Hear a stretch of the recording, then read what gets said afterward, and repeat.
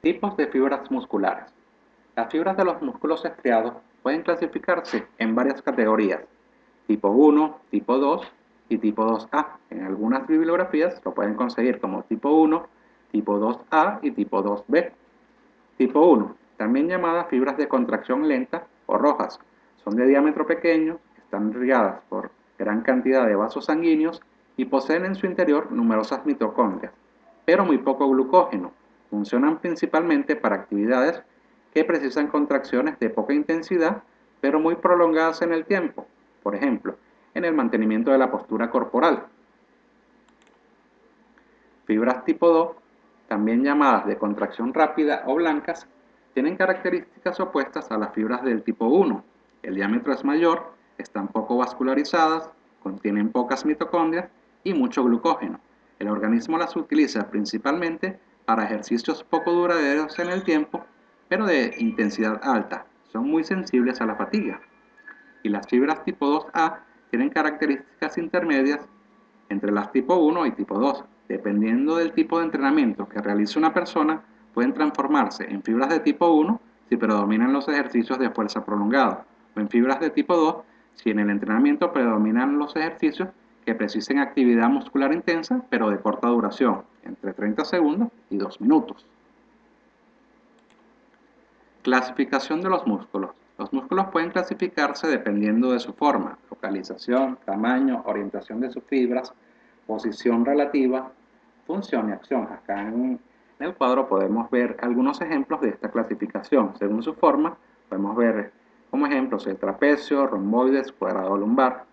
Según su localización, pectoral, braquial, intercostal. Según su tamaño, mayor, menor, largo o corto, por la orientación de sus fibras, recto, transverso, oblicuo, angular, por su posición relativa, lateral, medial, interno, externo, por su función, agonistas, antagonistas, fijadores, sinérgicos, y por su acción, flexores, extensores, aductores, abductores.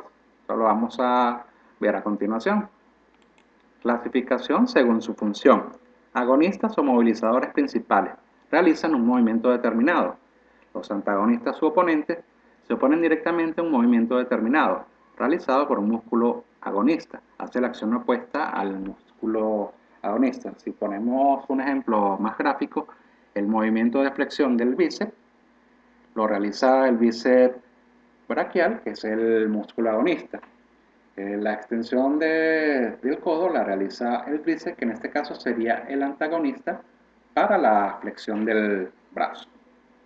Músculos fijadores, estabilizadores de articulaciones o partes del cuerpo para mantener la postura o posición mientras actúan los agonistas. Los sinérgicos controlan la posición de las articulaciones intermedias para que los agonistas puedan ejercer su acción. Si vamos a buscar un ejemplo para los músculos fijadores y sinérgicos, vamos a ubicarnos en la flexión de cadera. Para que la flexión de cadera se realice, el músculo principal o el agonista allí sería el músculo psoas-ilíaco. Los músculos gemelos y los músculos isquiotibiales actuarían como fijadores, estabilizando la articulación de la rodilla para que se realice el movimiento. Y los músculos cinéticos serían los músculos aductores para que el movimiento no se desvíe hacia un lado o hacia otro, sino que se mantenga en línea recta. Por su acción, los músculos pueden ser flexores, que disminuyen el ángulo de una articulación, el ejemplo que dimos anteriormente del bíceps braquial; extensores, aumentan el ángulo de una articulación, en este caso el ejemplo sería el tríceps; elevadores, elevan una parte del cuerpo; depresores, descienden una parte del cuerpo; abductores, mueven un apéndice lejos de la línea media.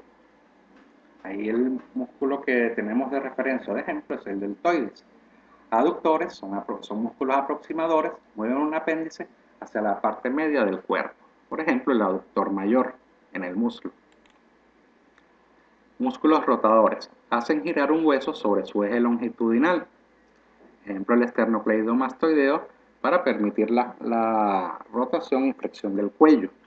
Supinadores, rotan para que la palma de la mano mire hacia adelante. Los pronadores hacen el movimiento contrario, rotan para que la palma de la mano mire hacia atrás. Inversores dirigen la planta del pie hacia adentro y los eversores dirigen la planta del pie hacia afuera.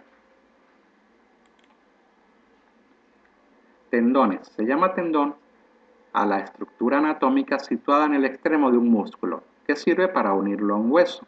El tendón transmite la fuerza desarrollada por el músculo al hueso y provoca el movimiento. La mayor parte de los músculos cuentan con dos tendones, uno en cada extremo. En ocasiones el extremo de un músculo se bifurca y termina en dos tendones, pero también puede ocurrir lo contrario, es decir, que varios músculos se unan en su extremo terminal y formen un único tendón. Por ejemplo, en la pantorrilla se unen los tendones del músculo sóleo y de los dos gemelos para formar el tendón de Aquiles. El sitio en el que se une el tendón con el músculo se llama unión miotendinosa, mientras que la unión del tendón con el hueso recibe el nombre de unión osteotendinosa. Contracción isométrica. En este tipo de contracción, la longitud de la fibra muscular permanece casi constante, pero el tono muscular se intensifica y no se produce desplazamiento. Un ejemplo es la contracción que tiene lugar en los músculos de las extremidades inferiores y los situados en la proximidad de la columna vertebral para mantener la postura erecta. Esto también ocurre cuando tratamos de levantar un peso donde la resistencia nos va a vencer. No hay un movimiento como tal de la articulación, pero sí hay acortamiento de la fibra muscular. Contracción isotónica. En este tipo de contracción, la longitud de la fibra muscular se modifica por acortamiento, pero el tono muscular permanece casi constante y se produce desplazamiento. Un ejemplo es la contracción muscular que se realiza para levantar un objeto y cambiarlo de posición.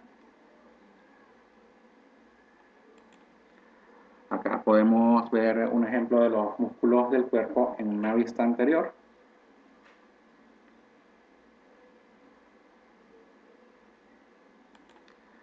Aquí vemos la musculatura de la parte posterior del cuerpo.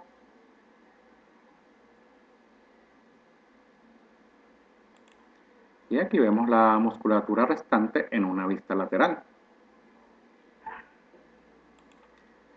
Y con esto concluimos la parte de anatomía humana para entrenadores. Voy a estar atento a sus inquietudes y preguntas.